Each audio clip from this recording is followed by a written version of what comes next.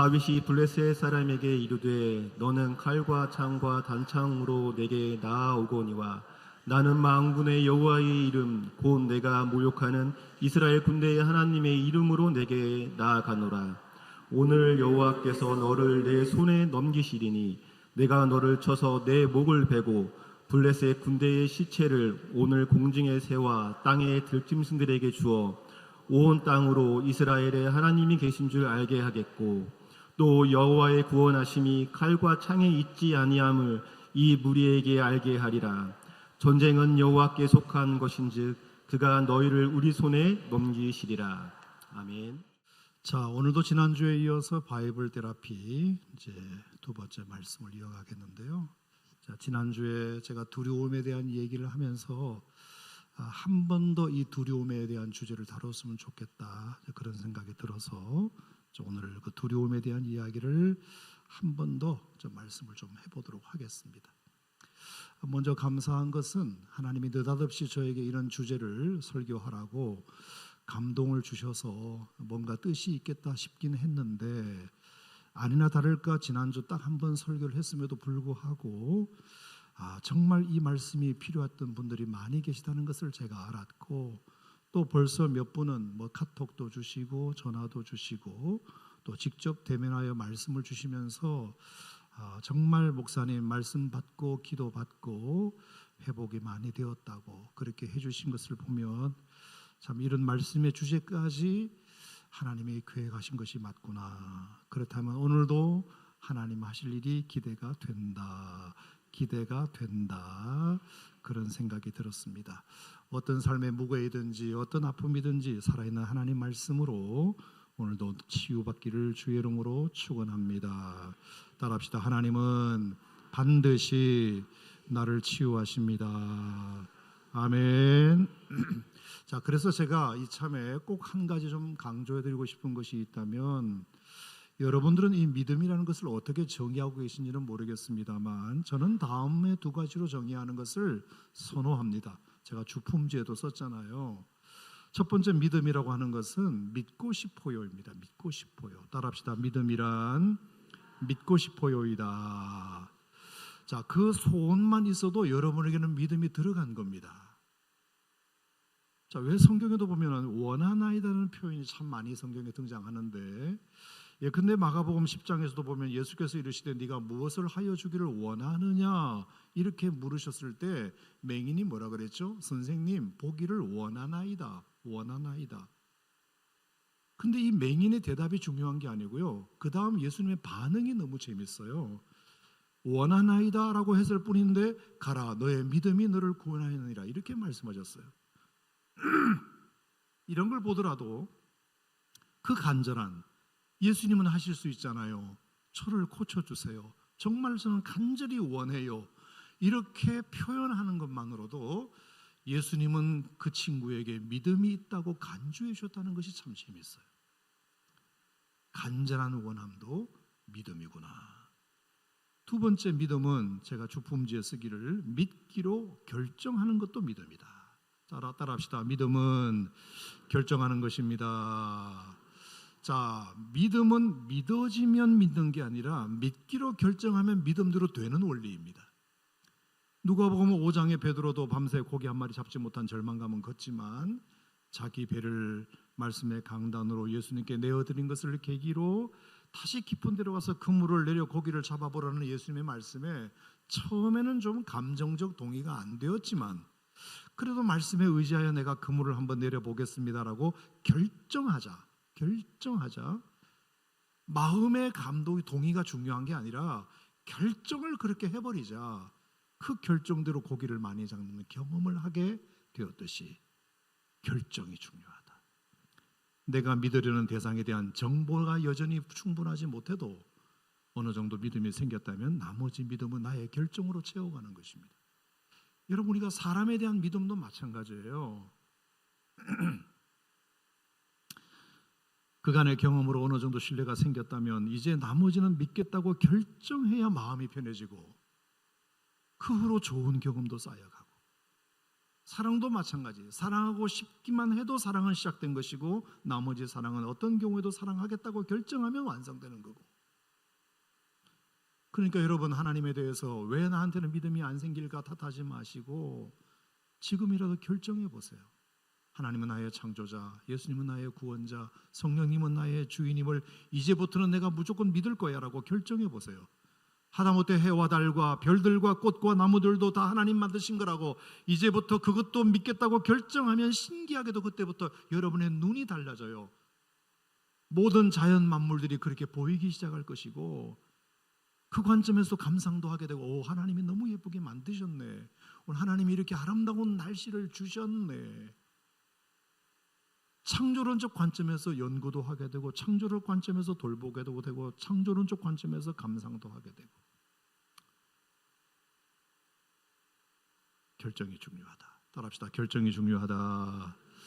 자, 그래서 오늘 말씀을 들으시면서 여러분에게 소원도 하시고 그리고 결정도 하시기 바랍니다. 저는 이 두려움의 감정도 마찬가지라고 생각하는 게, 자, 지난주에 이어서 제가 한번 다뤄보면 아쉬운 게 뭐냐면, 우리에게 무슨 일이 생기게 되면 일단은 두려움부터 같이 의외로 두려움을 내가 가진 믿음으로 이기고 싶다고 소원하진 않아요. 여러분, 자기에게 한번 솔직해 보세요. 어떤 사건과 사고가 생기면 거기에 금방 두려움이 붙어버리지, 두려움을 붙이기 전에 내가 가지고 있는 이 믿음으로 한번 내가 이걸 이겨야 되겠다라고 소원하지 않아요. 소원하지 않습니다. 하나님을 믿고 한번 싸워보겠다고 결정하지 않아요. 그래서 어떤 사건이나 사고가 나기만 하면 금방 두려움이 붙어버려요. 그래서 계속 그쪽은 더 크게만 보이고 나는 작아 보이고, 심지어 내가 가지고 있는 능력조차 발휘를 못하고. 자, 멀리 갈 것도 없이 여러분과 제가 너무나도 잘 아는 주일학교 때부터 들었던 다윗과 골리앗 얘기를 오늘 또 할 텐데, 자, 대략 때는 BC 1000년경, 장소는 이스라엘의 엘라 골짜기였어요. 이 골짜기는 이스라엘의 서쪽 평지에서 중앙산지로 올라가는 5개의 골짜기 중에 가장 가운데 있는 골짜기였는데요, 이곳이 뚫리면 베들레헴 함락은 이제 식은 죽 먹기예요. 아주 전략적 요충지였던 것 같습니다. 그래서 블레셋은 반드시 뚫어야 하고 이스라엘은 반드시 막아야 하는 곳인데, 그 유명한 블레셋과 이스라엘의 전투, 다윗과 골리앗의 싸움이 여기서 벌어지게 됩니다. 자, 여러분, 오늘 본문을 보시면 이 이스라엘이, 자, 블레셋과 싸워보기도 전에 무너져 버리는 모습을 보시게 될 거예요. 자, 사무엘상 17장 11절 말씀에 보면 우리에게 익숙한 단어 하나가 크게 있어요. 자, 17장 11절 말씀에 사울과 온 이스라엘 블레셋 사람이 이 말을 듣고 놀라 크게 두려워하니라. 두려움이죠. 24절에 보면 이스라엘 모든 사람이 그 사람을 보고 심히 두려워하여, 앞에는 크게, 뒤에는 심히, 크게 두려워했고 심히 두려워했다, 이렇게 되어 있어요.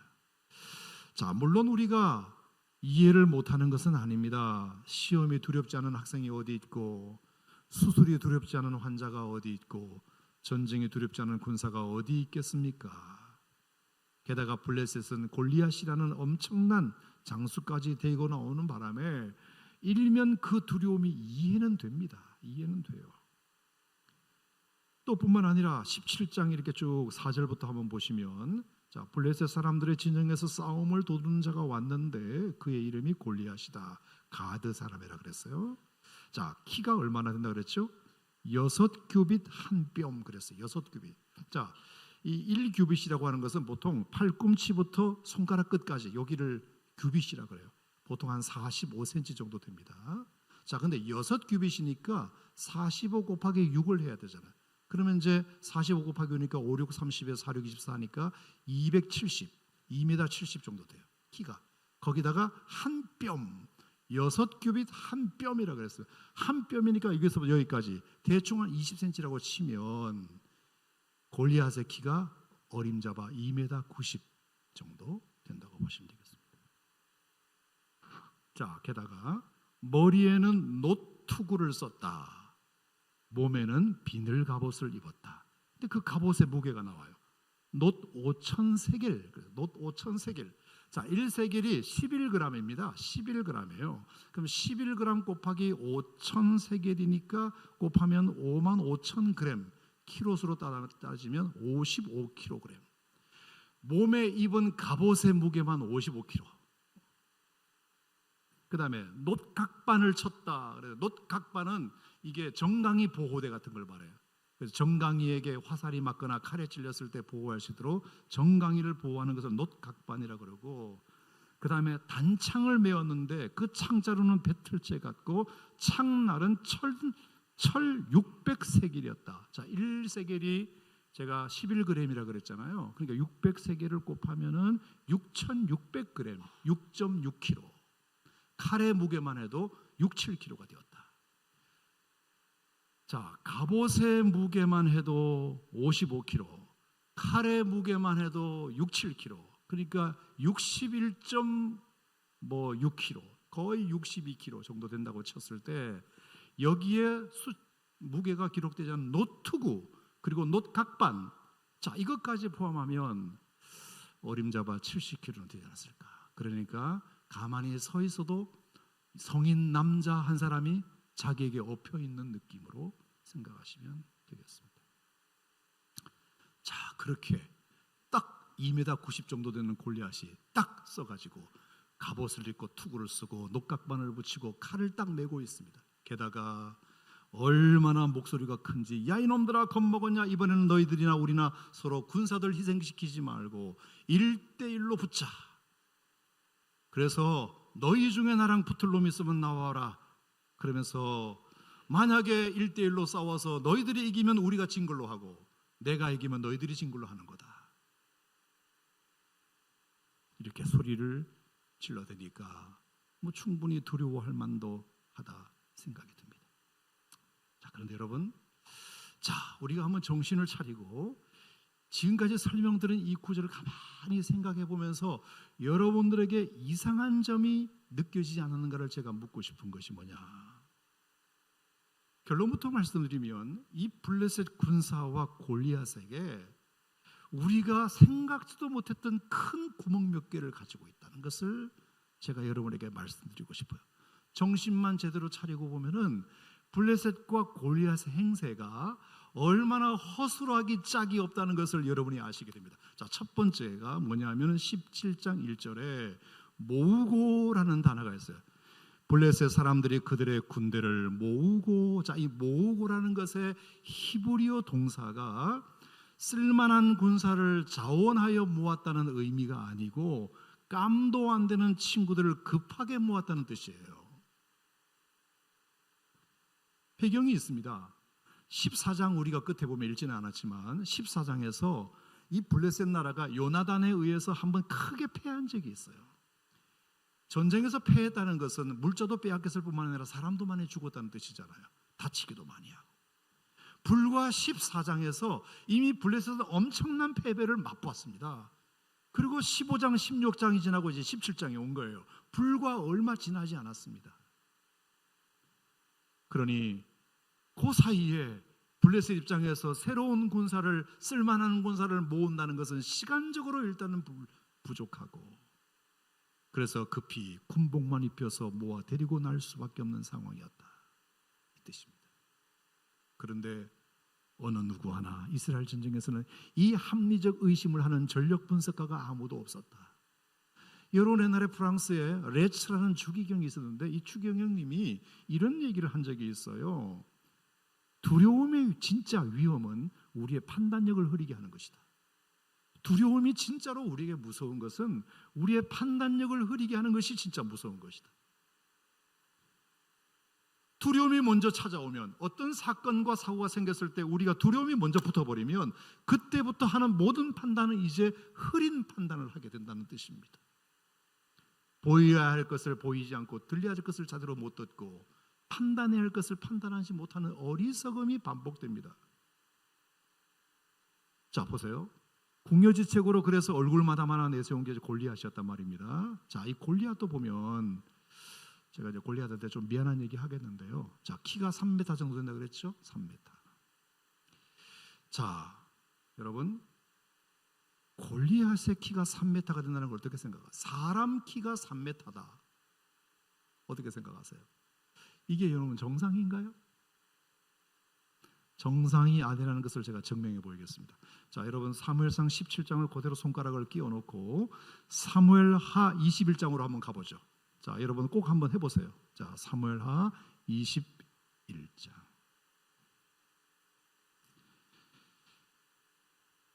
자, 3m의 키가 정상이 아니라는 것을 제가 증명해 보이겠습니다. 골리앗은. 자, 사무엘하 21장 22절 말씀인데요.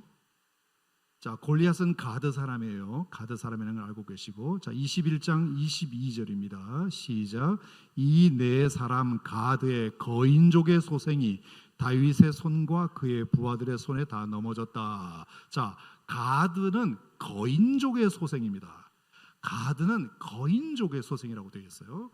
그러니까 키가 멀대같이 큰 사람들을 말해요. 그 중에 4명이 다윗의 손에 죽었어요.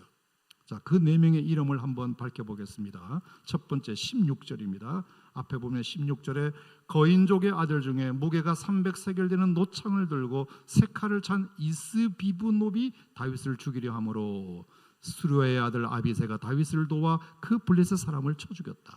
자, 이스비브노비 거인족의 아들이었는데 다윗을 죽이려 하다가 아비새에게 맞아 죽었다. 자, 이스비브노비 죽었습니다.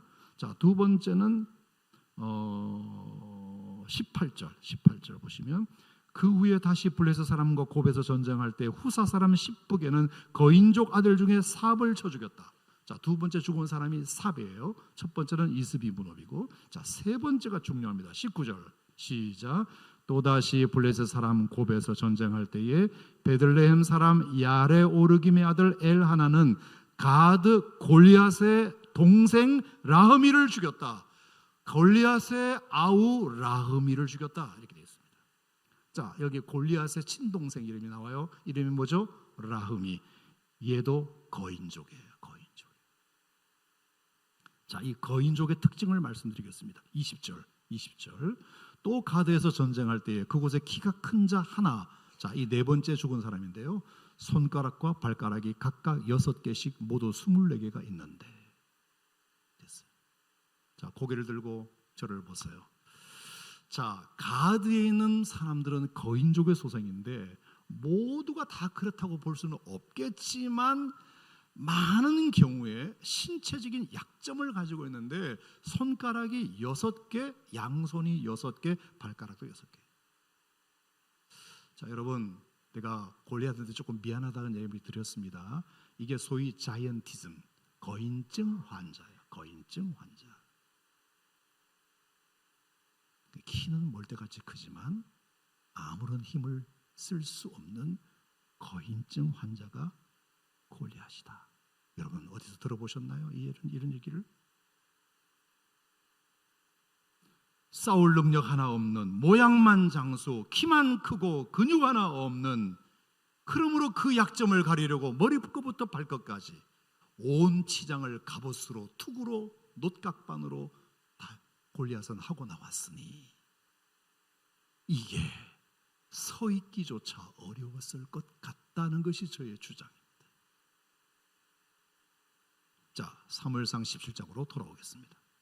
사무엘상 17장으로 돌아왔습니다. 7절을 보겠습니다. 7절. 그러니까 여러분 17장 사무엘상 17장 7절에 재미있는 표현이 나와요. 17장 7절에 그 창자로는 배틀채 같고 창날은 1600세겔이며 방패에 든 자가 앞서 행하더라 그랬어요. 자, 방패를 들 힘조차 없어가지고 방패를 대신 들어주는 사람이 있을 정도로 모든 군사는 칼과 방패는 자기가 드는 거예요.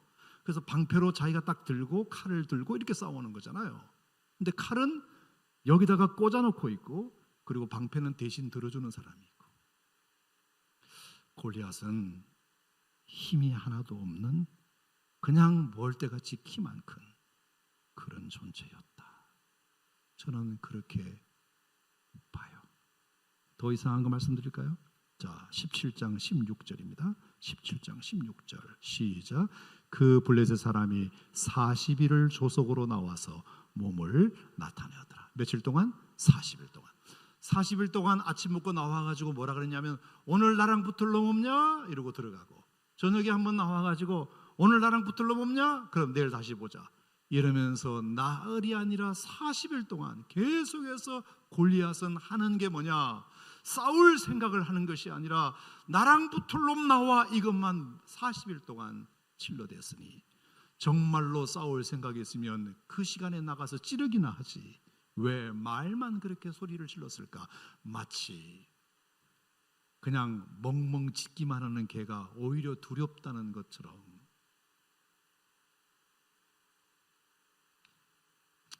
더 재밌는 거 보여드릴까요? 자, 40절 볼까요? 40절. 자, 17장 40절. 자, 이제 다윗이 등장합니다. 하도 답답해서 이제 다윗이 등장을 해요. 드디어. 자, 다윗은 40절에 손에 막대기를 가지고 시내에서 매끄러운 돌 5을 골라서 블레셋 사람에게로 갔어요. 자, 막대기 하나를 들고 돌 5개를 골라서 블레셋 사람에게로 나아간 것이 다윗입니다. 자, 그러자 43절에 자, 시작. 블레셋 사람이 다윗에게 이르되 네가 나를 개로 여기고 막대기를 가지고 내게 나왔느냐. 자, 막대기 하나를 들고 자기에게 다가오는 그 다윗을 보고 골리앗이 네가 나를 개로 여기고 막대기를 갖고 왔냐 이렇게 말했어요. 자, 여러분 이것을 킹제임스 번역 성경을 한번 보여드리겠습니다. 먼저 40절. 아이고 글씨를 조금 작게 했네. 자, 40절에 보면 자, he took the step 이렇게 in his hand라고 되어 있잖아요. 자, 그러니까 그의 손에 막대기를 하나 집었어요. 그죠? 그리고 스무스한 돌 5개를 집었어요. 물맷돌 5개를 집고 그리고 블레셋 사람에게 가까이 갔다. 이게 40절이에요. 자, 스텝.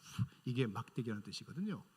그랬더니 43절 말씀에 43절 보세요. 자, 이것은 골리앗이 한 말이에요. 그 블레셋 사람이 다윗에게 뭐라고 말했냐면 Am I dog? 이렇게 말했습니다. 내가 나를 개로 여기고 네가 막대기들을 가지고 내게 왔느냐 이렇게 되어 있어요. staves 이렇게 되어 있습니다. 여러분 이게 원어 성경에도 똑같아요. 자, 그러니까 여러분 눈치채셨나요? 다윗은 막대기 하나를 들고 갔을 뿐인데 눈이 안 보였던 골리앗은 그게 막대기가 2개인가 3개인가도 구분할지 못할 정도로 staves 복수. 여러분 제가 그래서 오늘 좀 골리앗을 디스한다고 말씀을 드렸는데 어쩔 수 없어요.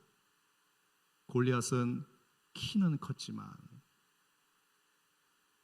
몸에 갑옷과 투구와 각반과 이 모든 것을 70kg 가까이 둘러매고 있었기 때문에 서 있기조차 힘든 친구였고 목소리만 크게 질러대었다. 방패도 자기가 들 수 있는 힘이 없었다. 그리고 40일 동안 고함만 쳤다. 거기다가 눈도 나빠가지고 다윗이 막대기를 하나 들고 나왔는지 2개 들고 나왔는지조차 구분 못할 정도로. 여러분 제가 드리고 싶은 말씀은 왜 이런 허당 중에 허당인 골리앗을 그 누구도 정확하게 알아보는 이스라엘의 전력 분석가가 없었을까? 왜 그럴까요? 두려움 때문에. 두려움이 먼저 찾아오면 그 뒤에 일어나는 모든 것은 다 흐린 판단력을 낼 수밖에 없어요. 제대로 보이지 않고 제대로 들리지 않고 제대로 느껴지지 않고. 두려움이 무서운 이유는 레처 추경이 말하는 것처럼 두려움이 진짜 우리에게 위험한 이유는 두려움 때문에 그때부터 하는 모든 판단은 다 흐린 판단을 하게 되기 때문이다. 그 사실을 직시하지 못하고 정확하게 사실을 관찰하지 못함으로 말미암아 마치 골리앗이 넘을 수 없는 넘사벽인 것처럼 생각하지만 완전히 착각이다. 오히려 블레셋이 두려우면 더 두렵지. 여러분 억울하지 않으세요? 그래서 우리가 흔히 대명사처럼 하는 얘기가 어떤 넘사벽을 만났을 때 다윗과 골리앗의 싸움이라고 그렇게 말하는데 여러분 이제 비유를 잘 드셔야 됩니다. 보통 우리가 다윗과 골리앗의 싸움 같다 이렇게 말할 때에는 넘을 수 없는 어떤 너무 큰 절벽 같은 것을 만났을 때 우리가 쓰는 말인데 반대로 쓰셔야 됩니다. 내가 얼마든지 이길 수 있겠다, 그런 놈을 만났네 했을 때 다윗과 골리앗이다, 이렇게 말씀하셔야 그게 맞아요. 우리가 정신만 차리고 보면 이스라엘이나 다윗 쪽에 훨씬 더 좋은 것을 많이 가지고 있어요. 믿으시기 바랍니다. 특별히 사무엘상 14장 52절에 보면 사울이 사는 날 동안에 블레셋 사람과 큰 싸움이 있었으므로 사울이 힘센 사람이나 용감한 사람을 보면 그들을 불러 모았더라, 이렇게 되어 있어요. 다윗의 군대는 어떤 사람이었느냐? 용감한 사람과 힘센 사람들의 군대가 다윗의 군대였어요. 사울의 군대였어요. 하지만 블레셋 군대는 패한 적이 얼마 오래되지 않았기 때문에 죄송합니다, 어중이 떠중이들 모아서 그냥 군복 입혀서 그냥 데리고 나온 애들이에요. 그러니까 이길 자신이 없으니까 골리앗이라는 얼굴마다만 하나 내세워서 사람들을 속이고 큰 소리만 지르게 해서 겁만 준 것입니다. 여러분, 그 이스라엘 군대를 이끄는 사울 왕도 대단한 사람이잖아요. 그는 이스라엘 초대 왕으로서 이스라엘 자손 중에 그보다 더 준수한 자가 없고 키는 그 모든 백성보다 어깨 위만큼 더 컸더라. 여러분, 사울 왕도 키로 말미암아, 키로 말하면 누구한테 주눅드는 사람이 아닙니다. 어깨 위만큼 더 컸더라. 사울이 그런 건장한 체격을 가지고 있었고, 사울도 굉장한 지략가임에도 불구하고 두려움이 찾아오니까 아무짝에도 쓸모가 없더라. 가진 것이. 그래서 결국 정신 똑바로 박힌 다윗이 나설 수밖에 없었어요. 다윗에게는 적어도 두 가지 믿음이 있었기 때문입니다. 첫째는 이럴수록 내가 할 수 있는 것부터 찾아보자. 두 번째는 이럴수록 내가 하나님을 더 의지하자. 제가 두려움에 대한 설교를 준비하다가 성경 말고, 목사님들 설교 말고 일반 강연자들은 이 두려움에 대해서 어떻게 좀 해결책을, 솔루션을 말하는가 궁금해가지고 유튜브로 한 10개를 들어봤어요. 가장 많은 공통점이 뭐냐 하면은, 여러분, 할 수 없다고 막연히 두려워하지만 말고 그럴수록 내가 할 수 있는 것부터 찾아보라고, 이렇게 많은 강연자들이 말합니다. 그렇다면 다윗에게는 뭐가 있나요? 물맷돌이라는 장기가 있잖아요. 자기가 할 수 있는 게 있잖아요.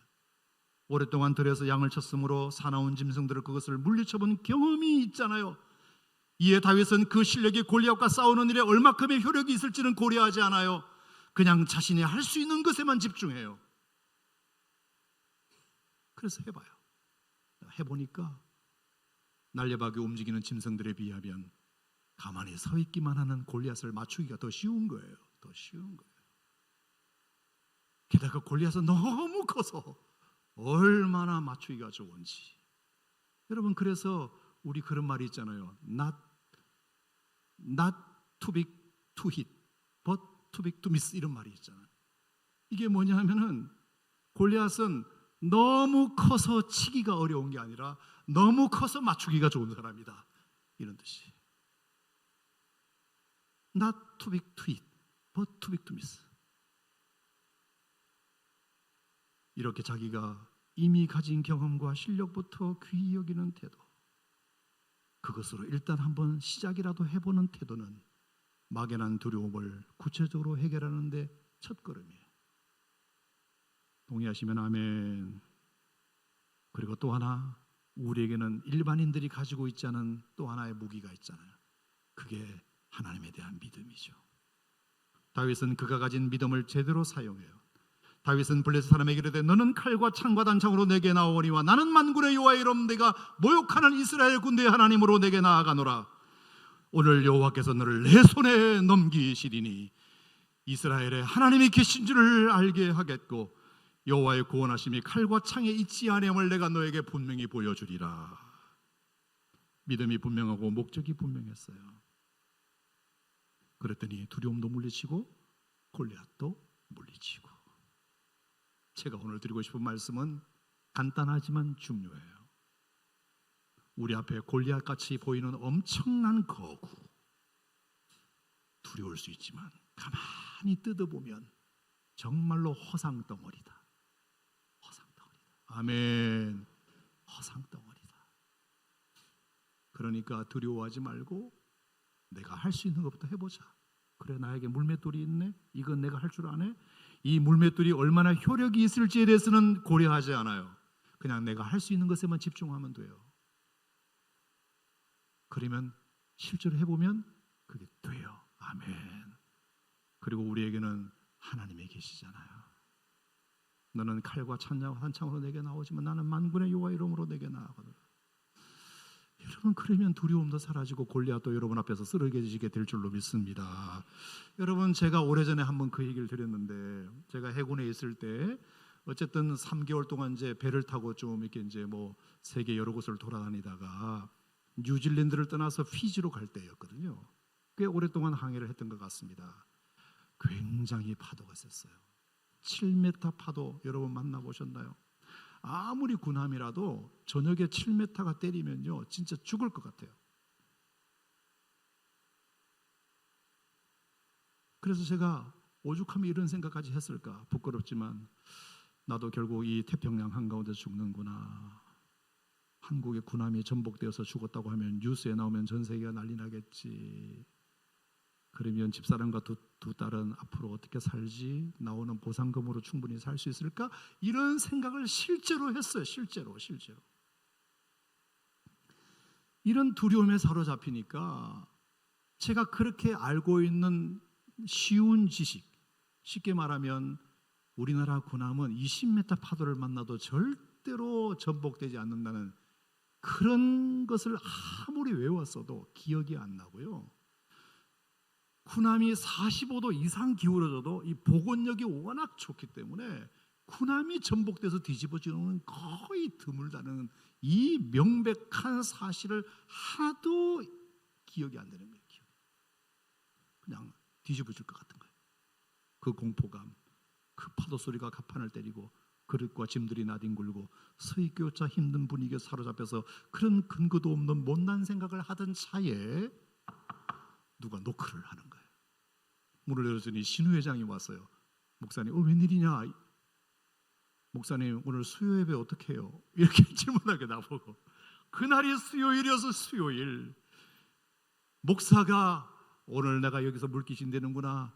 보상이 얼마나 나올까? 우리 집 사람은 살 수 있을까? 이 생각하고 있는데 노크를 하면서 목사님, 오늘 수요 예배 어떻게 해요? 제가 그 얘기 듣는 순간 정신이 바짝 났어요. 우리가 할 수 있는 게 있는데 내가 왜 뭐 하고 있지 지금? 그래서 드려야지. 근데 이 사병 식당에서는 도저히 이 배가 워낙 흔들려가지고 들 수 없고, 그래서 내 방으로 오라 그래라. 그 저희 침실로 4명이 왔어요. 4명이. 그 신우 회장은 참고로 지금 부산에서 목회하고 있고요. 장교로 얼마 근무하다가 신학교 갔어요. 역시 신우 회장은 달라요. 네. 그래서 저하고 5명이서 모여가지고 침실에서 수요 예배 아닌 수요 예배를 드렸어요. 내가 할 수 있는 것은 오직 감사와 기도, 두 손을 높이 들고 주께 찬양하네. 내가 할 수 있는 게 있더라고. 그게 기도잖아요. 기도. 우리에게는 물맷돌이라는 기도가 있잖아요. 기도의 물맷돌이 있잖아요. 그것을 신우 회장이 문 두드리고 수요 예배 어떻게 해요라는 그 말을 듣고 걔가 깨달았어요. 여러분, 그 이후로 어떻게 됐을까요? 뭘 어떻게 돼? 잘 됐으니까 여기 앉아 있죠. 여러분, 절대로 뒤집어지는 거 없었고요. 어느 누구도 다친 사람 없었고요. 지나고 나면 그만인 우리가 가지고 있는 능력이 저 파도의 높이보다 더 세다는 것을 내가 잊어버렸어요. 어떤 파도에도 절대로 전복되지 않는다는 군함을 타고 있었고, 그리고 나에게는 하나님이라는 물맷돌이 있었는데, 이걸 잊어버리면 우리는 두려움에 사로잡혀서 판단력을 흐리게 하고 아무것도 진도가 나갈 수 없는 그런 상황에 처한다는 것을 제가 깊이 깨닫고, 여러분, 어떤 이벤트와 액시던트가, 어떤 사고나 사건이 여러분들에게 있다 하더라도 그냥 쉽게 두려움을 붙이지 마시고, 하나님, 제가 내게 있는 이 믿음으로 어떻게 이것을 극복할 수 있을까요? 그리고 이것에 대해서 내가 할 수 있는 것은 뭘까요? 여러분 판단해 보시고 그것부터 시작하시면서 하나님께 은혜를 구하면 여러분 두려움도 물러가고 골리앗도 쓰러지는 그런 은혜가 있으리라 믿습니다. 기도하겠습니다. 혹시 오늘 말씀을 듣고 기도받기를 원하시는 분은 자리에서 일어나십시오. 우리 골동성년도 일어나십시오. 오늘 저 말씀은 내 말씀이다. 내가 기도받고 힘을 내야 되겠다. 내 안에 있는 두려움을 떨쳐버리고 싶으신 분이 있으시면 자리에서 일어나십시오. 제가 기도해 드리려고 합니다. 그리고 가슴에 손을 얹으십시오.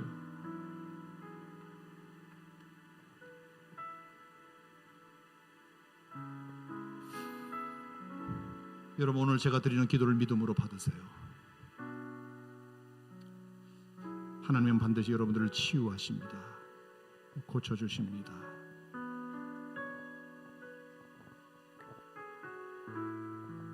하나님 아버지, 자꾸만 나를 두렵게 하는 모든 상황들과 감정들을 주님 앞에 이제 내어드립니다.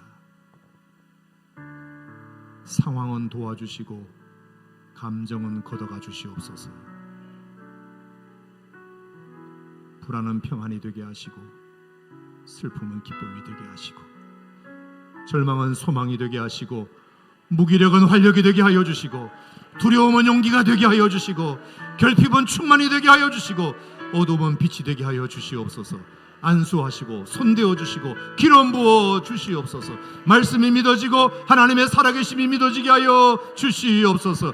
내 안에 있는 스트레스, 억울함, 절망, 증오, 상심, 슬픔, 우울감, 배신감, 공황장애, 두려움도 내 영혼을 지배하는 악한 영은 예수 이름으로 떠나갈지어다.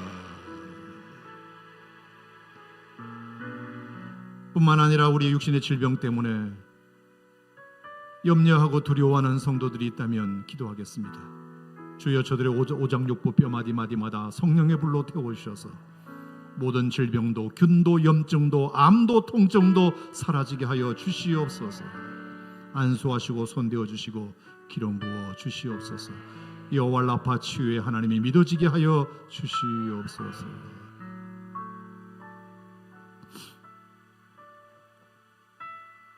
오늘 일어나서 기도받은 이것이 곧 간증의 제목이 될 줄로 믿습니다. 반드시 그렇게 될 줄로 믿습니다. 하나님, 이제 어리석은 이스라엘 백성들처럼 블레셋과 골리앗을 만났을 때 함부로 너무 쉽게 두려워하지 말고 가만히 조용히 가만히 생각해 보면 골리앗이 허당이구나, 블레셋에게 약점이 더 많구나, 이것을 볼 수 있는 눈을 갖게 하여 주시고, 그리고 그러면 내가 할 수 있는 것이 뭐지? 자기가 할 수 있는 것에 대하여 볼 수 있는, 발견할 수 있는 눈을 갖게 하여 주시고, 그리고 나와 함께 하시는 분이 누구지? 하나님을 볼 수 있는 눈도 갖게 하여 주시옵소서. 그래서 반드시 어떤 두려움에 사로잡히지 말고 판단력 흐리지 말고 정확한 판단과 대처치로 두려움을 이기며 살아갈 수 있는 하나님의 백성들이 되게 하여 주시옵소서. 두려워하지 말라, 내가 너와 함께 함이라. 놀라지 말라, 나는 내 하나님이 됨이라. 내가 너를 굳세게 하리라. 참으로 너를 도와주리라. 참으로 나의 의로운 오른손으로 너를 붙들리라. 하나님의 약속의 말씀을 반드시 붙들고 살아가는 주님의 백성들이 되게 하여 주시옵소서. 여러분, 이 시간 주님이 여러분들의 모든 질병과 아픔을 가져가셨습니다. 믿으시기 바랍니다. 평안으로 채워가시기를 축복합니다. 그 선물을 받으시기를 축복합니다. 예수 이름으로 기도하옵나이다. 아멘.